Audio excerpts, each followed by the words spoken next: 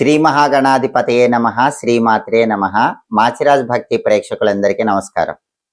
నవగ్రహాలలో కుజుడు ఏప్రిల్ 2వ తేదీ 2026 సంవత్సరం మధ్యాహ్నం 3:37 మీనరాశిలోకి ప్రవేశిస్తున్నాడు.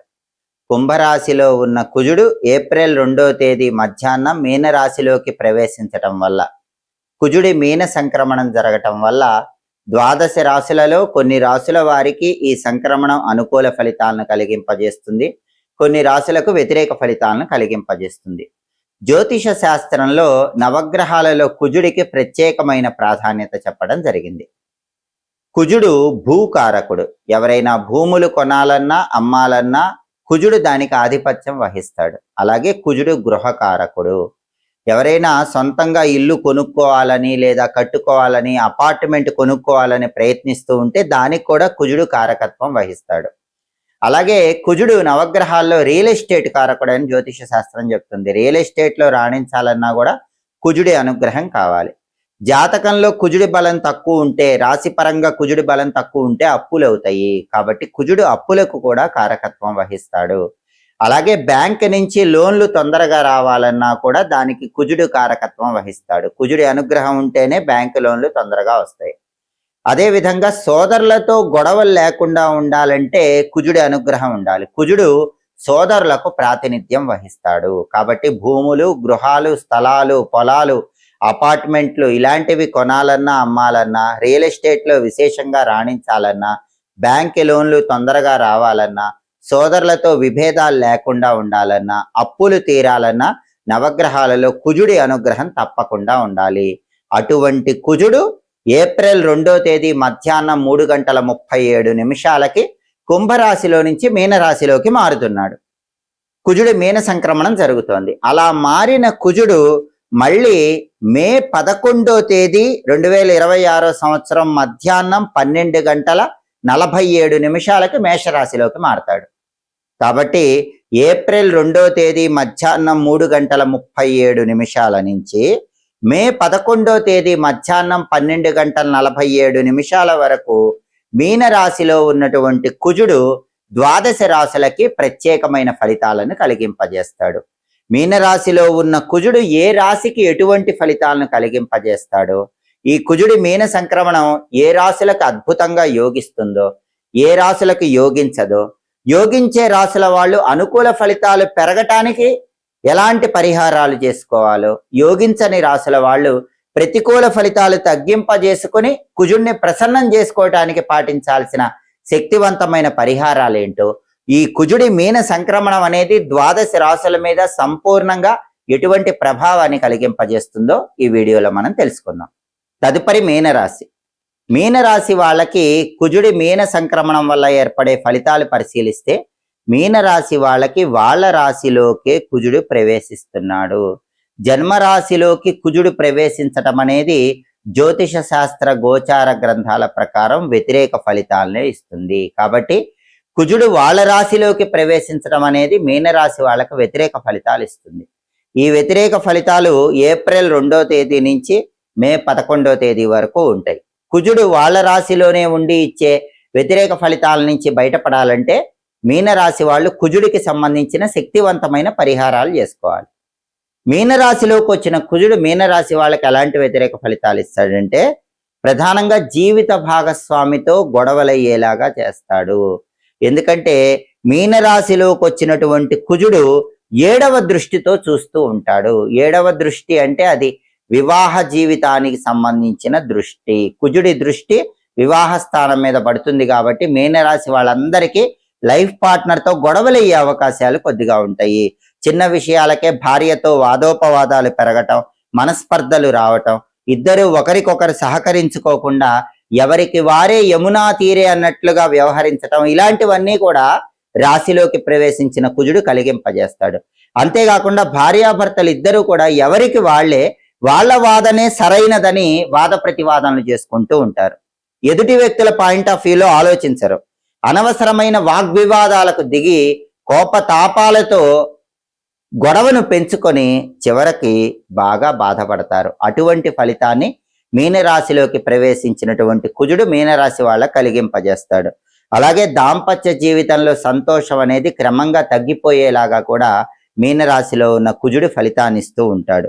కార్య విఘ్నాలను కలిగింపజేస్తాడు. ఏదైనా ఒక పని అనుకుంటే ఆ పనిలో ఎన్నో ఆటంకాలు వచ్చేలాగా మీనరాశి వాళ్ళకి వాళ్ళ రాశిలోకి వచ్చిన కుజుడు ఫలితాన్ని ఇస్తూ ఉంటాడు.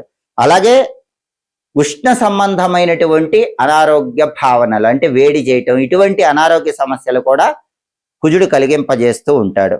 అలాగే అత్తమామలు కానీ లేదా అత్తమామల ఇంటి తరపు వాళ్ళు కానీ మిమ్మల్ని చిన్న చూపుతో చూడటం అనేది జరిగే అవకాశాలు ఎక్కువగా ఉన్నాయి. ఆడవాళ్ళకైనా సరే మగవాళ్ళకైనా సరే కుజుడు మీనరాశిలోకి వచ్చినప్పుడు అంటే మీ రాశిలోకి వచ్చినప్పుడు సహజంగా అత్తింటి వాళ్ళందరూ కూడా మిమ్మల్ని చిన్న చూపు చూసే అవకాశం ఎక్కువగా ఉంది. వాళ్ళకి గౌరవం అనేటటువంటిది తక్కువగా లభించే సూచనలు ఉన్నాయి. అంటే అత్తవారింటి వారు గౌరవం ఇవ్వకుండా చిన్న చూపు చూడటం అనేది మీనరాశి వాళ్ళని చేస్తూ ఉంటారు.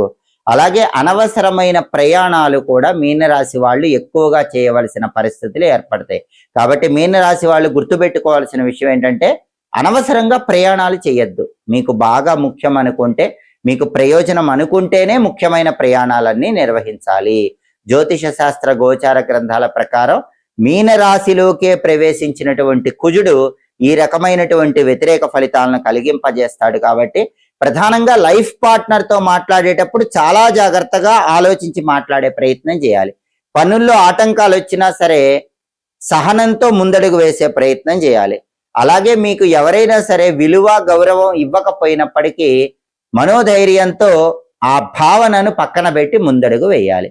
కాబట్టి మీనరాశిలోకి ప్రవేశించిన కుజుడు మీనరాశి వాళ్ళకిచ్చే వ్యతిరేక ఫలితాలని తొలగింపజేసుకోవాలంటే కుజుడికి సంబంధించిన శక్తివంతమైన పరిహారాలు చేసుకోవాలి. ఆ పరిహారాలు చేసుకుంటే కుజుడిచ్చే వ్యతిరేక ఫలితాలు తొలగింపజేసుకుని అనుకూల ఫలితాలను సిద్ధింపజేసుకోవచ్చు. ద్వాదశ రాశుల వాళ్ళు ఏప్రిల్ 2వ తేదీ మధ్యాహ్నం 3:37 మీనరాశిలోకి ప్రవేశించిన కుజుడు మళ్ళీ మే 11వ తేదీ మధ్యాహ్నం 12:47 మేషరాశిలోకి మారతాడు. కాబట్టి ఏప్రిల్ 2వ తేదీ నుంచి మే 11వ తేదీ వరకు కుజుడు మీనరాశిలోనే ఉంటాడు. కాబట్టి మీనరాశిలో ఉన్నటువంటి కుజుడు కొన్ని రాశులకి అనుకూల ఫలితాలు, కొన్ని రాశులకు వ్యతిరేక ఫలితాలు ఇస్తాడు. కాబట్టి అనుకూల ఫలితాలు వచ్చే రాశుల వాళ్ళు అనుకూల ఫలితాలు పెంచుకోవటానికి, వ్యతిరేక ఫలితాలు వచ్చే రాశుల వాళ్ళు వ్యతిరేక ఫలితాలు తగ్గింపజేసుకోవటానికి కుజుడికి సంబంధించిన శక్తివంతమైన పరిహారాలు చేసుకోవాలి.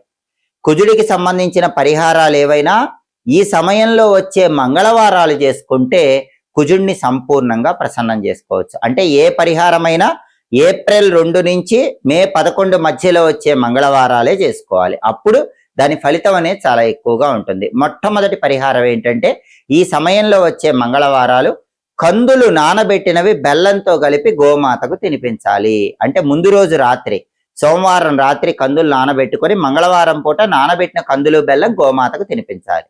అలాగే మంగళవారం కుజహోరలో కందులు గాని కందిపప్పు గాని పంతులు గారికి దానం ఇవ్వాలి. మంగళవారం ఉదయం 6 నుంచి 7 మధ్యలో, మధ్యాహ్నం 1 నుంచి 2 మధ్యలో, రాత్రి 8 నుంచి 9 మధ్యలో కుజహోర ఉంటుంది. ఈ కుజహోర ఉన్న సమయంలో 1.25 కేజీ కందులు ఎరుపు రంగు వస్త్రంలో మూటగట్టి దేవాలయంలో బ్రాహ్మణుడికి దానం ఇవ్వాలి. దానివల్ల కూడా కుజుడిచ్చే వ్యతిరేక ఫలితాలు తగ్గిపోతాయి, అనుకూల ఫలితాలు పెంచుకోవచ్చు. కందులైనా దానం ఇవ్వచ్చు, కందిపప్పు అయినా దానం ఇవ్వచ్చు. అలాగే మంగళవారం ఉపవాసం ఉండి రాత్రికి కందిపప్పుతో చేసిన పదార్థాలు ఆహారంలో స్వీకరిస్తే కూడా ఈ కుజుడి మీన సంక్రమణం అనేది ఏ రాశి వాళ్ళకైనా అద్భుతమైన శుభ ఫలితాలను కలిగింపజేస్తుంది. కాబట్టి ఈ సమయంలో వచ్చే మంగళవారాలు ఉపవాసం ఉండండి, రాత్రికి కందిపప్పుతో చేసిన పదార్థాలు ఆహారంగా స్వీకరించండి. దానివల్ల విశేషమైన ప్రయోజనం చేకూరుతుంది. అలాగే కుజుడికి అధిష్టాన దైవాలు సుబ్రహ్మణ్య స్వామి, నరసింహస్వామి. కాబట్టి ఈ సమయంలో వచ్చే మంగళవారాలు అంటే ఏప్రిల్ 2వ తేదీ నుంచి మే 11 మధ్యలో వచ్చే మంగళవారాలు మీకు దగ్గరలో ఉన్న సుబ్రహ్మణ్య స్వామి ఆలయానికి కానీ నరసింహస్వామి ఆలయానికి కానీ వెళ్ళి దర్శనం చేసుకోవటం, సుబ్రహ్మణ్య స్వామికి లేదా నరసింహస్వామికి అర్చన లేదా అభిషేకం చేయించుకోవటం, సుబ్రహ్మణ్య ఆలయంలో లేదా నరసింహస్వామి ఆలయంలో ప్రదక్షిణలు చేయటం ద్వారా కూడా కుజుడిని సంపూర్ణంగా ప్రసన్నం చేసుకోవచ్చు. సుబ్రహ్మణ్య స్వామి, నరసింహస్వామి కుజుడికి అధిష్టాన దైవాలు. కాబట్టి మంగళవారాలు ఓం సాం శరవణ భవ అనే మంత్రం 21 సార్లు, ఓం నమో నారసింహాయ అనే మంత్రం 21 సార్లు చదువుకోండి. స్తోత్రాల పరంగా ఏప్రిల్ 2 నుంచి మే 11 మధ్యలో వచ్చే మంగళవారాలు సుబ్రహ్మణ్య కరావలంబ స్తోత్రం కానీ లక్ష్మీ నృసింహ కరావలంబ స్తోత్రం కానీ వినండి. దానివల్ల కూడా కుజుడు సంపూర్ణంగా యోగిస్తాడు. లేదా రుణ విమోచన అంగారక స్తోత్రం అని చాలా శక్తివంతమైన స్తోత్రం ఉంటుంది. అదైనా సరే మంగళవారం పూట విన్నట్లయితే కుజుడు ఇచ్చేటటువంటి ఫలితాలు అనుకూల ఫలితాలుగా మారతాయి, వ్యతిరేక ఫలితాలు తగ్గిపోతాయి. అలాగే ఏప్రిల్ 2 నుంచి మే 11 మధ్యలో వచ్చే మంగళవారాలు కుజదీపాన్ని తప్పకుండా వెలిగించుకోండి. కుజదీపం అంటే అర్థం ఏంటంటే కుజుడికి ఇష్టమైన దిక్కు దక్షిణ దిక్కు, కుజుడికి ఇష్టమైన రంగు ఎరుపు రంగు, కుజుడికి ఇష్టమైన అంకె 9. కాబట్టి ఏప్రిల్ 2 నుంచి మే 11 మధ్యలో వచ్చే మంగళవారాలు ఈ కుజుడి మీన సంక్రమణం సంపూర్ణంగా యోగించి అనుకూల ఫలితాలే ఇవ్వాలంటే తప్పనిసరిగా మీ గృహంలో హాల్లో స్నానం చేశాక కుజుడికి ఇష్టమైన దక్షిణ దిక్కులో ఒక పీట ఉంచండి. ఆ పీటకు పసుపు రాసి కుంకుమ బొట్లు పెట్టి ఆ పీట మీద ముగ్గు వేసి ఒక మట్టి ప్రమిదలో ఇంకొక మట్టి ప్రమిద ఉంచండి. ఎర్రటి మట్టి ప్రమిదలు 2 తీసుకొని ఒక ఎర్రటి మట్టి ప్రమిదలో ఇంకొక ఎర్రటి మట్టి ప్రమిద నుంచి నువ్వుల నూనె పోసి కుజుడికి ఇష్టమైన రంగు ఎరుపు కాబట్టి 9 ఎరుపు రంగు ఒత్తులు తీసుకొని ఆ 9 ఎరుపు రంగు ఒత్తులు కలిపి ఒకే ఒత్తిగా చేసి ఆ ఒత్తి కుజుడికి ఇష్టమైన దక్షిణ దిక్కు వైపు వెలిగేలాగా చూడండి. దీన్ని కుజదీపం అంటారు. ఈ కుజదీపం మంగళవారం పొద్దున 6 నుంచి 7 మధ్యలో అయినా వెలిగించుకోవచ్చు, మంగళవారం రాత్రి 8 నుంచి 9 మధ్యలో అయినా వెలిగించుకోవచ్చు. ఇది కుజహోరా సమయం అంటారు. ఈ సమయంలో గృహంలో హాల్లో దక్షిణ దిక్కు వైపు ఒత్తి వెలిగేలాగా దీపాన్ని వెలిగించాలి. ఎరుపు రంగు ఒత్తులు అందుబాటులో లేకపోతే మామూలు ఒత్తులు 9 తీసుకొని వాటికి పూర్తిగా కుంకుమ రాస్తే అవి ఎరుపు రంగు ఒత్తులు అవుతాయి. అలాంటి 9 ఎరుపు రంగు ఒత్తులు కలిపి ఒకే ఒత్తిగా చేసి ఆ ఒత్తి దక్షిణం వైపు వెలిగేలా దీపం పెట్టండి. దీన్ని కుజ దీపం అంటారు. కుజుడు మీన రాశిలోకి రావటం వల్ల, కుజుడి మీన సంక్రమణం వల్ల 12 రాశుల వాళ్ళు అనుకూల ఫలితాలు పొందాలన్నా వ్యతిరేక ఫలితాలు తగ్గింపజేసుకోవాలన్నా ఈ శక్తివంతమైన పరిహారాలు చేసుకోండి. కుజ దీపాన్ని తప్పకుండా వెలిగించండి. కుజుడి అనుగ్రహానికి సులభంగా పాత్రకండి. ఎప్పటికప్పుడు జ్యోతిష శాస్త్ర పరంగా గ్రహాల సంచారంలో వచ్చే మార్పుల గురించి తెలుసుకోవాలనుకుంటున్నారా? గ్రహాలు మారినప్పుడు ఆ గ్రహాల సంచారంలో వచ్చే మార్పు ఏ రాశికి అనుకూల ఫలితాలు ఇస్తుందో ఏ రాశికి వ్యతిరేక ఫలితాలు ఇస్తుందో తెలుసుకోవాలనుకుంటున్నారా? అనుకూల ఫలితాలు పెరగటానికి ప్రతికూల ఫలితాలు తగ్గటానికి ఏ పరిహారాలు చేసుకోవాలో తెలుసుకోవాలనుకుంటున్నారా? అయితే మా మాచిరాజు భక్తి ఛానల్ తప్పకుండా చూడండి. మా వీడియోస్ మీకు నచ్చినట్లయితే మా ఛానల్ లైక్ చేయండి, కామెంట్ చేయండి. మా ఛానల్ వీడియోస్ 10 మంది మిత్రులకు షేర్ చేయండి. మా ఛానల్ సబ్స్క్రైబ్ చేసుకోండి. పక్కనున్న బెల్ సింబల్ నొక్కటం మాత్రం మర్చిపోకండి. సర్వే జనాః సుఖినో భవంతు. స్వస్తి.